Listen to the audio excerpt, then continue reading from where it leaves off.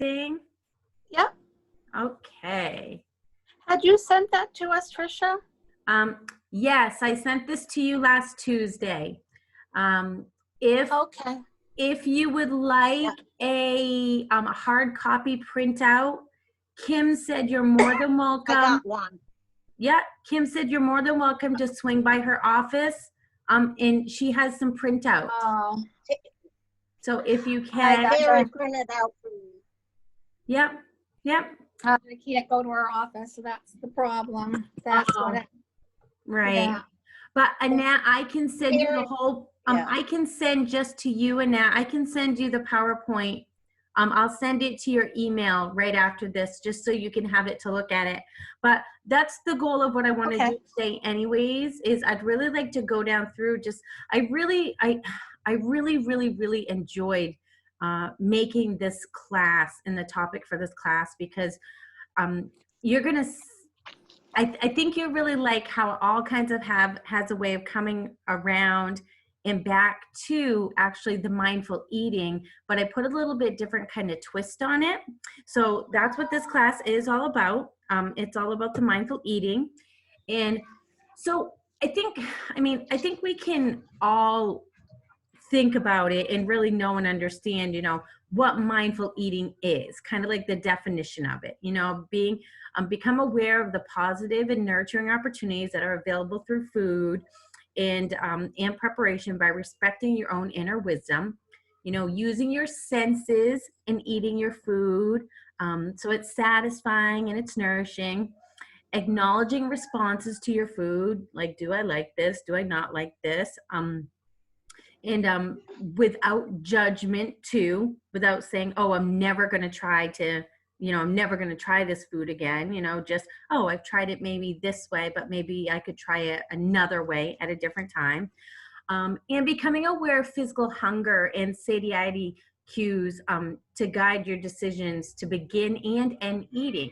Because remember too, and we've talked about this in previous classes, there's a difference between your appetite and your hunger. And nowadays we eat to our appetite. And nowadays we tend to have really a lot larger appetites than we used to. So just things to think about as we're going down through this. Also things to think about, is why you're eating, when you're eating, what you're eating, how you're actually eating that. Am I eating it standing up? Am I eating it on the go? Am I sitting down or really thinking about my food?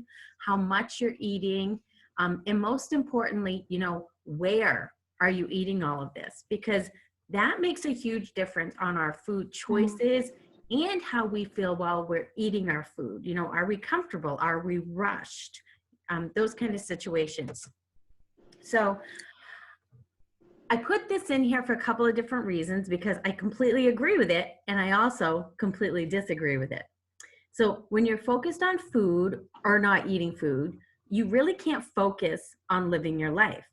And when you focus on living your life, food becomes less important, which absolutely, I completely agree with this.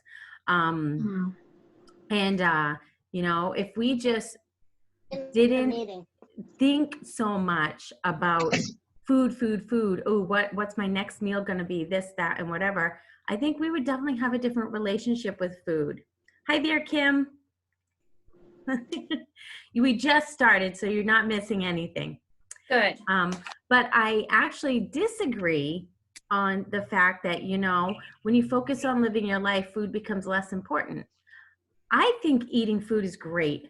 I think that loving great food is great. And I think that, if we're going to nourish our bodies, and if we're going to do the one universal thing that we all do right now, which is eat, we all have to eat, then why not really enjoy the food and actually think about the food that you're eating? So, kind of a double-sided coin, that both sides are super duper important.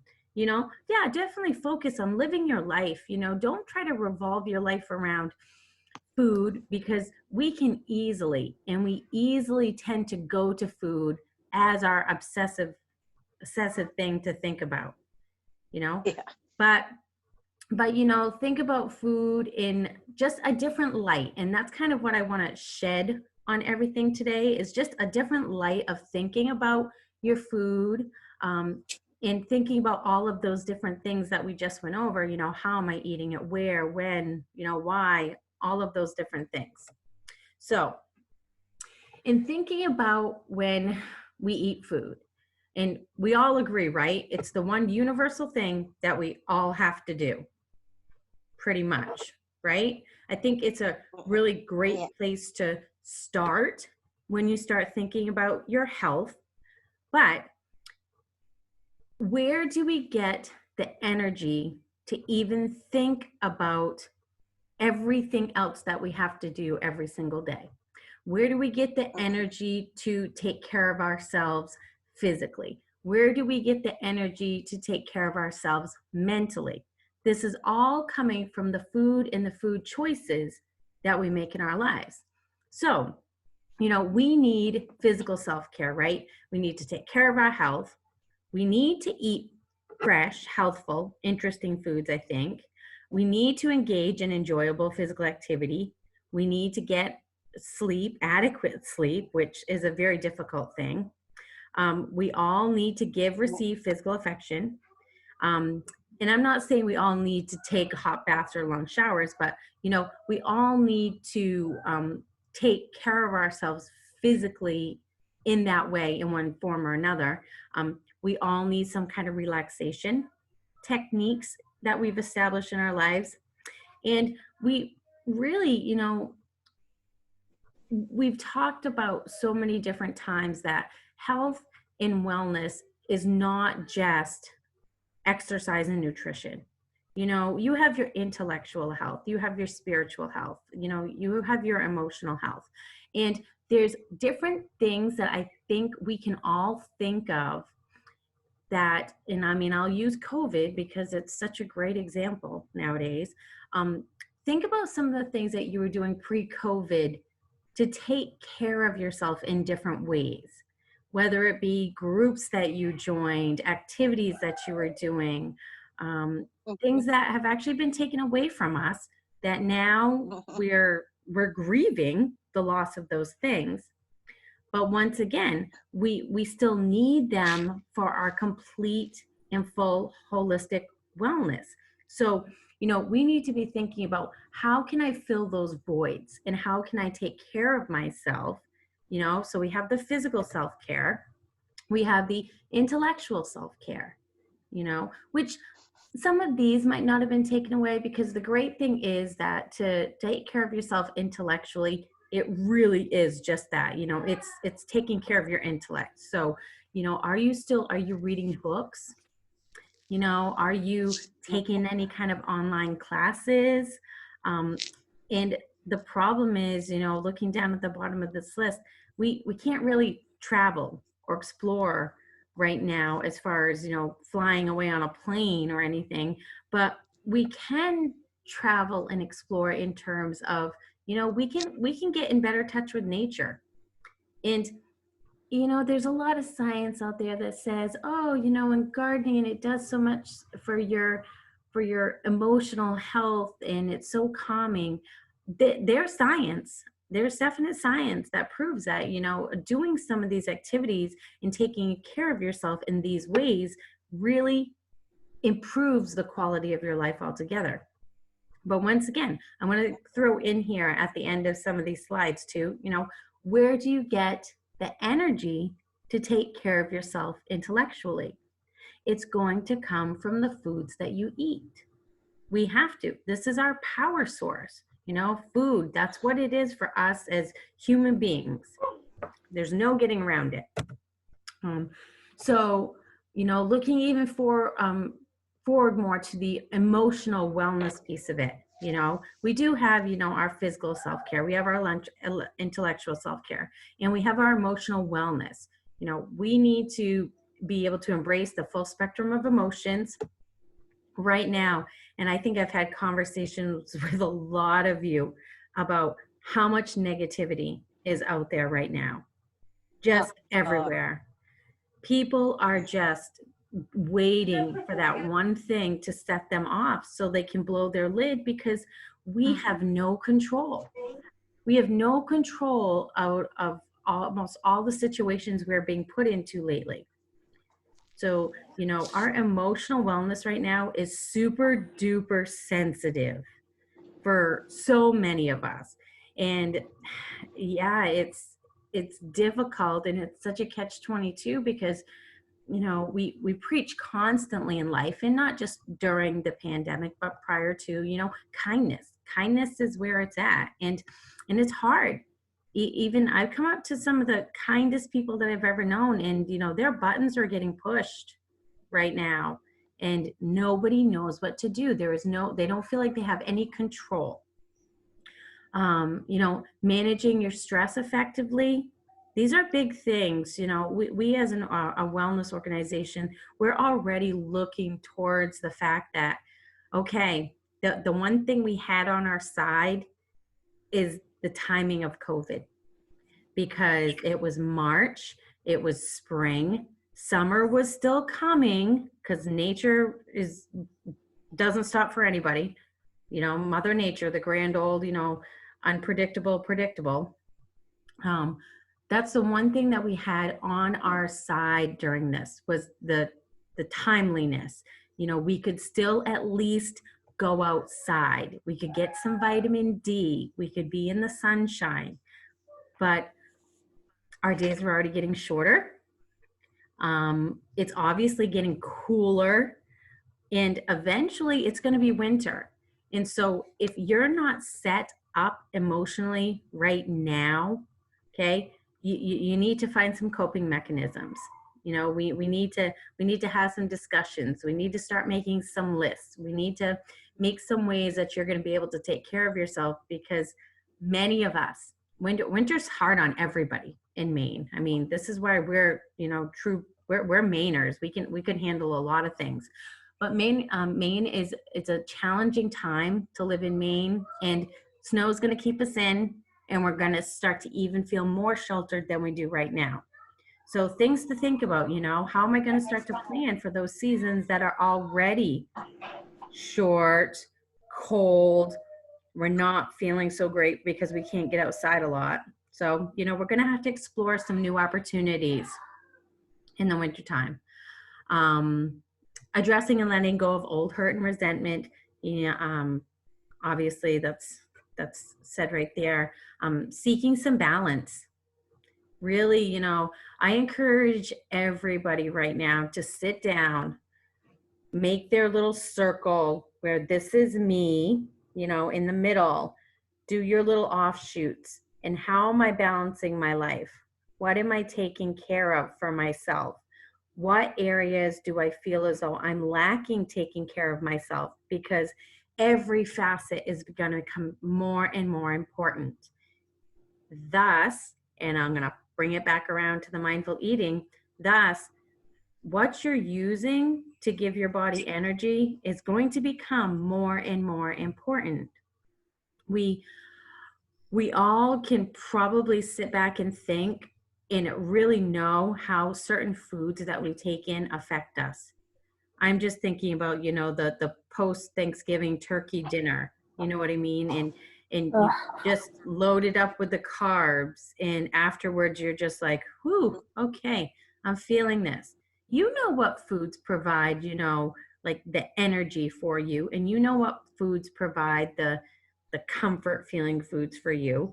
And we all have our certain ones, but we're really going to have to focus on getting a nice balance to be able to give your body the energy to get through and stay emotionally well. And, you know, learning to say no, knowing your limits. I know that's a lot easier said than done. I know just putting this down on paper is so much easier, and many things are not within our control right now.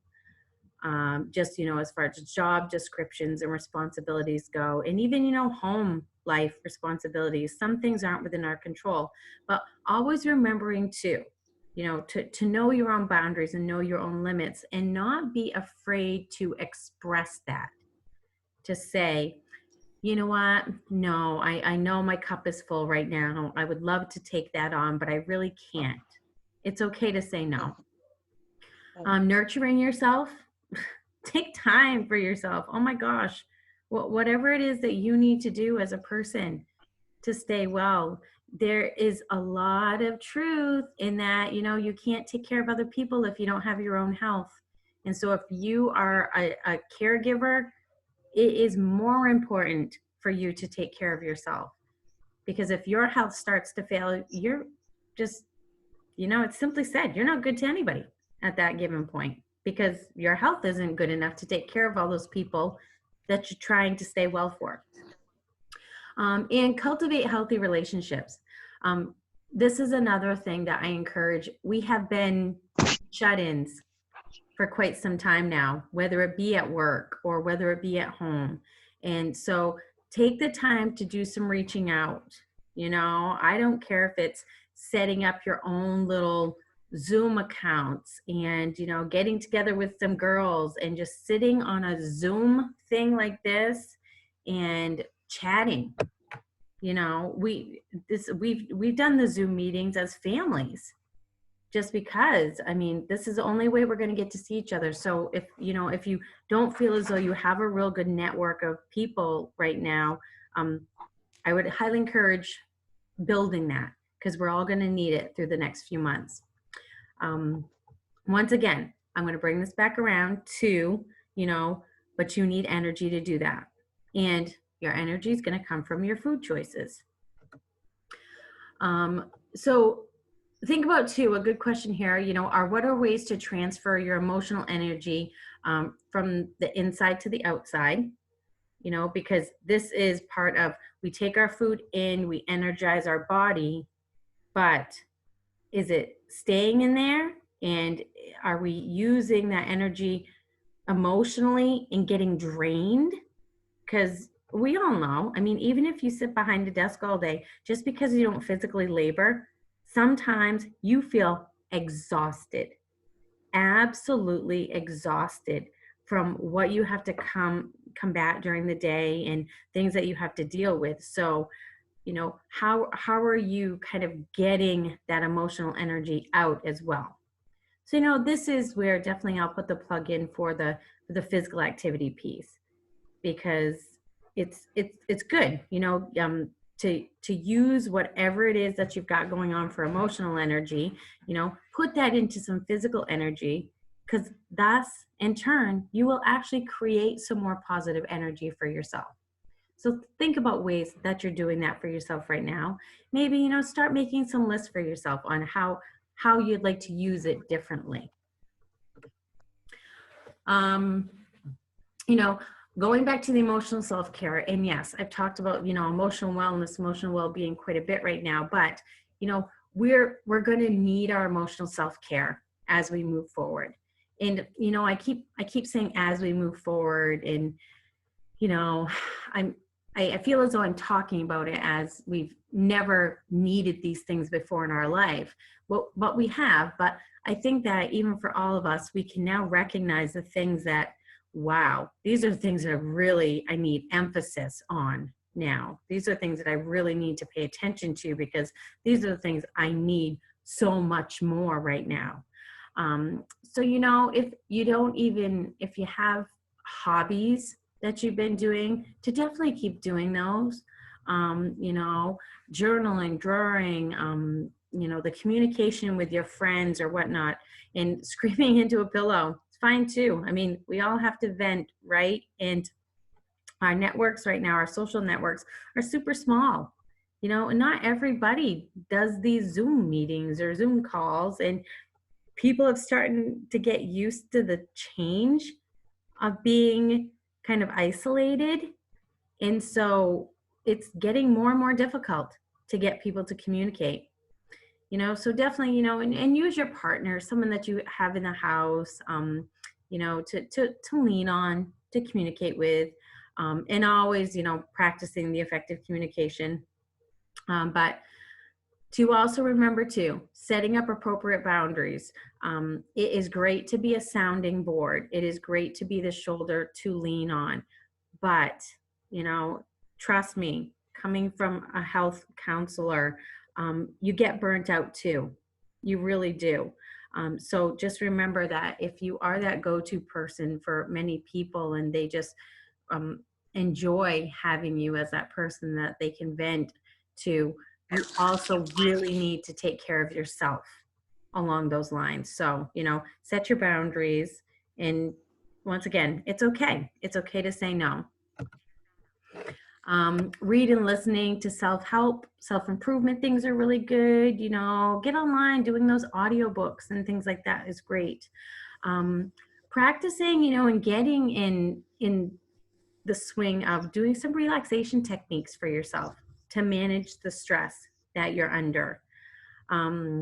Practice forgiveness, which it's always on here because we can harbor a lot inside, so it's good to kind of take mental stock of what things can I let go. Clean out the refrigerator, and I say that metaphorically, but get yourself feeling organized. There is a lot to be said in tidying up your life, and it helps to tidy up your mental well-being. I definitely don't call myself OCD. I just call myself everything kind of has a place, and it should kind of be in that place. But allow yourself to be vulnerable indefinitely, though. I mean, seek counseling, therapy, seek that mediator if you need someone to talk to that might not be emotionally invested in you as a person right now, because they're going to give you probably some of the best tools because they're not emotionally invested in you. We have people and loved ones in our lives that we're all probably listening to right now, and we're trying to be that person that's agreeing with them, but it's okay to talk to someone that you're not emotionally invested in, that if you're feeling like, I need some direction from someone that actually doesn't care. Not that they don't care, but just not emotionally invested. Because they'll give you it'll give you an impartial tool belt to work with. Spiritual self-care. I'm super glad I put this in because I just recently had some conversations too where, we have our different facets of health and wellness, and it's, to me, the acronym is SPIES. So you have your spiritual, your physical, your intellectual, your emotional, and your social aspects of wellness. And a lot of those have some holes right now because of what's going on. And if you are one that definitely felt fulfilled by filling your spiritual inbox, you could be struggling right now, really struggling. I mean, for those that, might worship on the religious side within, a church, those have been shut down. Zoom just isn't the same. You go there for a reason, right? We all go to places for the reason and the feeling that it gives us. But we're still trying to fill those boxes, and that can create some of the chaos in our own minds too, and create some of our negativity, just because we can't fill those little spaces and all those facets of our health and wellness right now. And so we're finding that we're getting a little resentful about all of that. Like, oh my goodness, I can't do any of this. I can't do this. I can't do this. Everybody's just telling us all these things we can't do. But who's telling you the things that you can do? So make your list of, what do I have control over? What are the things that I can do? Spiritual self-care, bring this back around, spiritual self-care is very important. And it doesn't even matter how you practice your spiritual self-care, whether it is, in a religious nature, or whether it be, just meditating, practicing yoga, visit or find a place of worship. It doesn't have to be, within the church. It can be sitting beside a pond, and just the quiet, and just closing your eyes and just listening to nature. And or maybe reading something that's meaningful to you. things that make sense to your life. Seeking the solitude and silence, it's great. I love to sit there and listen when I have nothing to listen to. It's really like, it's calming, it's peaceful. Spending the time in nature, you know, these are things that we can do right now. Doing, you know, personal journals, that's a great thing. It's a way to at least get that energy out of your body onto a piece of paper, and so that at least you feel as though you could kind of like wring the towel a little bit. And with that, you know, define your guiding principles. What are some things that um, you really would like to focus on right now? You know, take this as opportunity. Take what we're dealing with as opportunity. And, you know, we have been made to slow our lives down to a certain degree. I cannot necessarily say that's a bad thing, just because we are so busy. We've always got so much going on, and we've got so many options and choices that it's almost a little bit nice to have those cut down a little bit, so that we can explore those things that we've always said or always put on our bucket list. Oh, I've always wanted to learn how to paint. Oh, I've always wanted to sit and read that book. You know, use this as opportunity, because it's like I said, I honestly made these PowerPoints long before I started talking to any of you, but I've had conversations with people about gratitude and you know, have an attitude of gratitude right now for at least the fact that you know, we are living in a different world, but it does not have to be super negative. At least right now we're given the opportunity that we can at least do this together. And you know, we're given the opportunity that we can, like, this is a wide open door now to explore all those little things that too many choices didn't allow us to do before. And once again, and practice kindness. So to bring this all back around though, how do we get the energy to even practice our kindness, be gracious, you know, how do we find the energy to explore nature and go and sit there? It's all from the food choices that we're putting into our body. So bring this back around, okay, to mindful eating. So where do you invest your energy? You know, think about your physical, intellectual, emotional, and spiritual needs. You know, think about right now, you know, make a list. What am I eating and how do I use my energy? And is my energy being used from these foods that I'm eating to fill all these different slots in my life? And, you know, is it even possible? Am I eating things that are providing me enough energy to fill? We all have full lives, and you know, just trying to check all those boxes it's huge. You know, so most importantly, you know, think about the food choices that you're making that gives you the energy to do all of these things that keep us as literally well human beings. And you can't just be, it is just like nutrition. You know, you can't just watch your diet and think that you're going to be super healthy. You can't just exercise and not watch your diet and not do the other things and expect to feel like you're a healthy person. It takes an absolute balance of all of those things. I ended my slides with this because I thought it was super fitting. Have any of you, I'm sure you have, I do it quite often. Go to the refrigerator, open up the refrigerator and just stand there. Yes. Yeah. Yeah. All the time. You do, right? You just stand there and you're like, I'm not even hungry. Like, what is it that I'm searching for? You know, because what you're searching for is probably not in that refrigerator. And it's just that we relate everything to food, and food is the basis of everything we do.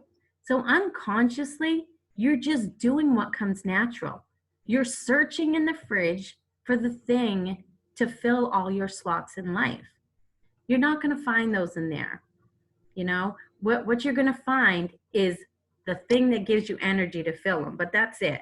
You're not going to open the fridge and it's going to be this glowing green neon, you know, push for energy here to fill your spiritual needs. Push for energy here. That could be in the near future. Who knows? Gosh knows what could happen. But you know, it's a really good just kind of picture in just few simple words of it. You're not going to find always what you need in the refrigerator. What you're going to find is you're going to find the basic life-sustaining things in the refrigerator. And if you're not consciously aware of what you're even putting in your refrigerator, you might never find it. So that, to me, and like I said, this is probably putting a little bit of my own spin on the mindful eating, but that to me absolutely made sense. Absolutely made sense on, you know, why do I eat what I eat? What am I eating? Where is this energy going?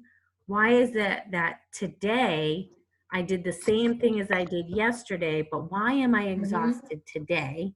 Oh, Right. because that probably has to do with my food that I've eaten today.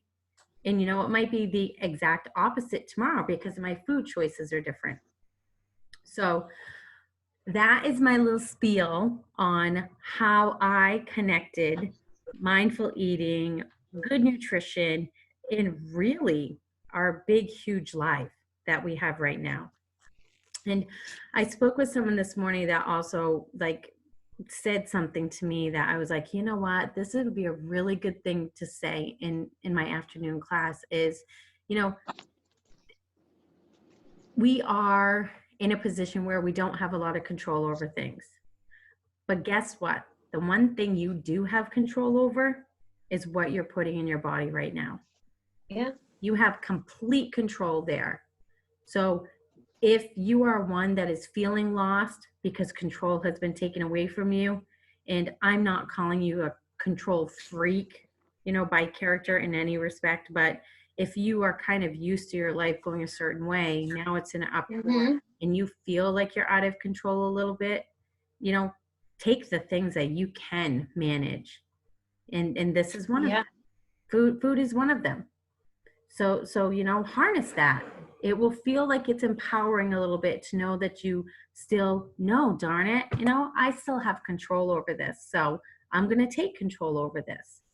So it could turn it and put a positive spin on it as well. I thought it was a really kind of good thing to think about, is that you have control. So this is the link for our next Zoom meeting. So what do you all think? What are your questions, comments? What did you think about this?